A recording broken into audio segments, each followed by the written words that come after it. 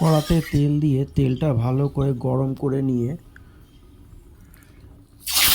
নুন হলুদ মাখানো মাছের মাথাগুলো ভালো করে ভেজে নিল।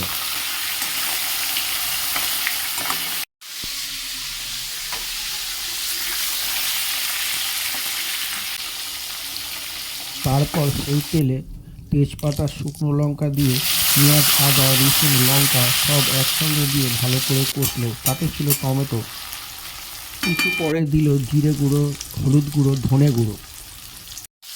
এই মশলাগুলো এই একসঙ্গে সব মশলা কষা হলো ভালোভাবে। অনেকক্ষণ ধরে এই মশলাগুলো মা কষেছিল, আমি দেখলাম।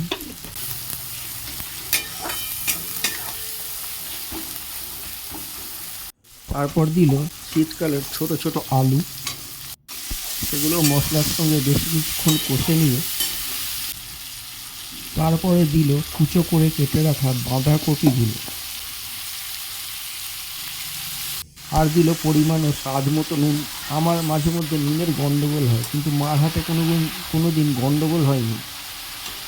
তারপরে সব মশলা সমেত বাঁধাকপি কষে ভাজা মাছের মাথাগুলো সেই বাঁধাকপিতে দিয়ে দিল এবং ঢাকা দিয়ে দিল। মটরশুঁটি ছিল, মাকে বললাম কিছু মটরশুঁটিও দিয়ে দাও, মা দিয়ে দিয়েছিল।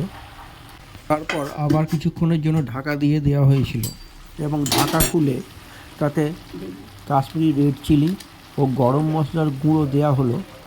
দিয়ে সেগুলো আবার ভালো করে নাড়াচাড়া করে এপাশ ওপাশ করে মেশানো হলো এবং মাছের মাথাগুলো মা দেখলাম ভেঙে দিল।